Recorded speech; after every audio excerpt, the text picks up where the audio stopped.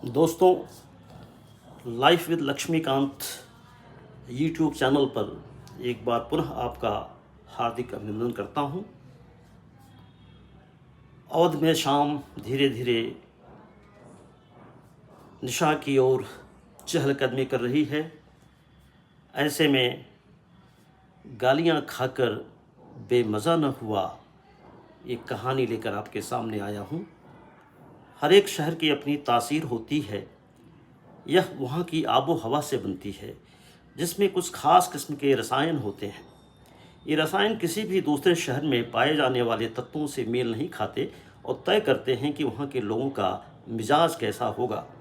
वहाँ के चाय खानों से उठने वाली गर्म भाप की खुशबू जिस किसी को भी भा जाए, जो बाहर जाने पर हर दूसरी बात में हमारे यहाँ का जिक्र करे और तीसरे ही दिन वापसी के लिए छटपटाने लगे, तो मान लेना चाहिए कि उसने शहर की तासीर को आत्मसात कर लिया है और वह अब ठेठ वहीं का होकर रह गया है।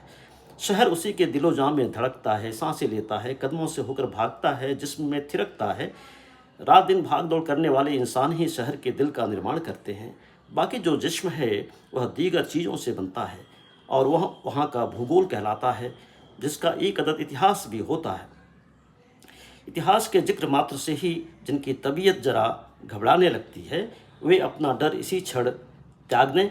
मैं आपको भारी भरकम मोटी और ठस किताबों की भूल भुलैया में भटकाने का नापाक इरादा नहीं रखता हूँ, जो आपको तारीख पर तारीख का हवाला देता चले। इतिहास की किताबों से खुद मुझे भी बड़ा डर लगता है और यह बात मैं अपनी तारीफ में नहीं कह रहा हूँ। इसे समझने समझाने का अपना तरीका जरा अलग है। मुझे वह और उतना ही इतिहास भला लगता है जो किस्से कहानियों की शक्ल में सामने आए और जिसे सुनने सुनाने में रस मिलता हो। किस्से कहानियों का चलन इधर जरा कम हो चला है। पहले जैसी बैठकी नहीं रही, न घरों में न मोहल्लों में। इस परंपरा को टीवी मोबाइल ने हमसे छीन लिया। जिसे हम सोशल मीडिया कहते हैं, वो हमें दिन ब दिन अपने समाज से काटता जा रहा है। कहने को बड़ी, पर एक आभासी भीड़ यहाँ हर वक्त जुटी होती है, जो अकेलेपन के एहसास को और बढ़ा रही है। संवेदनाएं यहाँ सिरे से गुम है। एक खास किस्म का प्रायोजित विमर्श यहाँ भी चलता है, जिसका उद्देश्य महज अनुकूलन, कंडीशनिंग या सहमत विनिर्माण, कंसेंट मैन्युफैक्चरिंग है। इसको जरा मैं फिर से पढ़ देता हूँ। एक खास किस्म का प्रायोजित विमर्श यहाँ चलता है, जिसका उद्देश्य महज अनुकूलन, कंडीशनिंग या सहमति विनिर्माण, कंसेंट मैन्युफैक्चरिंग है। इसके विपरीत बैठकी, गपगोष्ठी या अड्डेबाजी हमें एक दूसरे के अनुभवों का जीवंत साझीदार बनाती है, जो यहाँ की जुबान में पटेबाजी कहलाती है। यहाँ की चर्चाएं विकेंद्रित होती हैं और किसी एजेंडे से संचालित नहीं होती। यहाँ कहा गया गप सोशल मीडिया के झूठ की तरह खतरनाक नहीं होता, क्योंकि इसका मकसद महज श्रोता को प्रभावित करना होता है। यूँ शहर का नाम जबलपुर होने के भी बहुत किस्से हैं। कुछ का कहना है कि शहर के चारों ओर भारी भरकम पत्थरों के कारण जबल नाम अस्तित्व में आया, क्योंकि अरबी भाषा में शिलाखंडों को जबल कहा जाता है। कुछ इसका संबंध जाबाली ऋषि से जोड़ते हैं, जिनका गुरु बृहस्पति को माना जाता है और जो चारवाक की तरह भौतिकवादी माने जाते थे। चारवाक की ख्याति कर्ज लेकर घी पीने को लेकर रही है। यूँ अपने जीवन में मैंने किसी को भी खालिस घी पीते हुए नहीं देखा, बस खाते हुए ही देखा है। फिल्म भाग मिल्खा भाग में अलबत्ता मिल्खा सिंह घी का एक पूरा कनस्तर पी जाते हैं। कर्ज लेकर मिर्ज़ा गालिब भी पीते थे, पर उन्हें घी के बदले मैं पसंद आती थी। कुछ विद्वानों की स्थापना चट्टानों की तरह सख्त न होकर सुरों की मानिंद बड़ी नाजुक है, और वे भेड़ों के सींग से बने किसी वाद्य का हवाला देते हैं, जिसे योबेल कहा जाता था और जो बिगड़कर या संवर कर जबल बन गया। अंग्रेज़ों के समय से जब्बलपुर भी कहा जाता रहा, तो एक अफसर ने तर्क दिया कि जबलपुर कहना थोड़ा किफ़ायती होगा और एक बी बच जाएगा। दूसरे अफसर ने कहा कि इसके फेर में बहुत से दस्तावेज़ों को बदलना पड़ेगा और एक अक्षर की किफ़ायत के फेर में खजाने का बड़ा खर्च आ जाएगा। शहर ने अलबत्ता अंग्रेज़ अफसरान को याद रखने में कोई कंजूसी नहीं बरती और नेपियर टाउन से लेकर राइट टाउन तक या पेंटी नाका से लेकर रसल चौक तक ज़्यादातर नाम उन्हीं की याद में रखे गए। तो जिस तरह गुलाब को किसी भी नाम से पुकारा जाए उसकी खुशबू बनी रहती है, जबलपुर को किसी भी नाम से पुकारा जाए वो रहेगा ही। तो जबलईपुर, यह शहरनामा मुख्यतः खांटी जबलपुरिया लोगों के दिलो जुबान से निकली किस्सा गोई पर आधारित होगा, जो महज कपोल कल्पित न हो। ये किस्से यहाँ की मशहूर जगहों, लोगों, नेताओं, अधिनेताओं, अभिनेताओं, शायर, अदीबों पर आधारित हो सकते हैं या बिल्कुल सामान्य लोगों पर भी। किस्से किताबी भी हो सकते हैं, पर अपना आग्रह तथ्य से ज़्यादा कहानीपन पर, जो आपको ऊब का शिकार न होने दे। तो साहबान, अभी तक अपन खांटी जबलपुरिया की श्रेणी में नहीं आ सके हैं, क्योंकि अपनी जुबान से बड़े भाई, बड्डे, काय या वे अंतरंग गालियां नहीं निकल पाती हैं जो यहाँ की जुबान में रची बसी हैं। यहाँ के लोग बैठे ठाले किसी को भी अलसेट दे सकते हैं। बोलने का भी एक खास लहजा होता है। बाहर का आदमी खट से पकड़ लेता है कि बड़े भाई जबलपुर से हैं। काय शब्द के कई अर्थ होते हैं जो प्रयोग या लहजे के आधार पर प्रकट होते हैं। यह अभिवादन के लिए इस्तेमाल होता है, हाल चाल पूछने की गरज से कहा जाता है, हेलो के विकल्प के तौर पर काम आता है और ज़रूरत पड़ने पर इससे किसी को धमकाया भी जा सकता है। अपना इलाका रायपुर भिलाई वाला रहा। जबलपुर का जिक्र 2-3 संदर्भों में होता था और जाहिर है कि पहली चर्चा भेड़ा घाट की ही होती थी। इसके बाद ओशो, महर्षि महेश योगी, हरिशंकर परसाई और एम्पायर टाकिस का नंबर आता था। 80 के दशक की शुरुआत में जबलपुर के के नायकर, कुलकर्णी बंधु और रजनीकांत की भी खूब चर्चा होती थी। नायकर तब अपने किस्म के अकेले कलाकार हुआ करते थे और कहा भी जाता था कि जबलपुर का प्रोडक्ट अपने किस्म का इकलौता ही होता है। स्कूल कॉलेज के लड़कों के बीच जो बड़ी चर्चा होती थी उसका लब्बो-लुआब यह होता कि जबलपुर के लड़के बड़े रंगबाज होते हैं और जैसी रैगिंग यहाँ के मेडिकल और एग्रीकल्चर कॉलेज में होती है उसका पूरे प्रदेश में कोई सानी नहीं है। रैगिंग को लेकर तरह तरह के किस्से सुनाए जाते जिनमें यह तय करना मुश्किल होता कि कौन सा सच है और कौन सा झूठ। सबसे खतरनाक किस्सा बिजली के हीटर को चलाकर बलात् मूत्रदान करवाने वाला होता। आगे चलकर जब 3 इडियट्स फिल्म देखने को मिली तो मुझे बार बार शहर जबलपुर याद आता रहा। हालांकि फिल्म का दृश्य कुछ अलग है। लेखक, अभिनेता और नाटककार पंकज सोनी का बचपन जबलपुर में बीता। वे कहते हैं कि यहाँ के लोगों की एक बड़ी खासियत अपने हर काम के लिए गजब के आत्मविश्वास के साथ गालियों का अलंकारिक उपयोग है।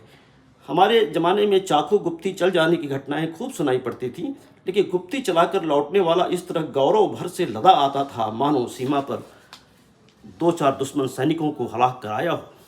वह बड़े शान से कहेगा, बड्डे आज तो मोड़े को घाव पहनाए। फिर वह बतौर बोनस उसे एक गाली भी अर्पित करेगा जिसमें नफरत कम और वात्सल्य ज़्यादा झलकता हो। किसी की प्रशंसा भी करनी हो तो वह गाली के बगैर पूरी नहीं हो सकती। गाली यहाँ की भाषा में व्याकरण की तरह है। एक बड़े ही सज्जन इंसान थे, संत कहने तो बेहतर।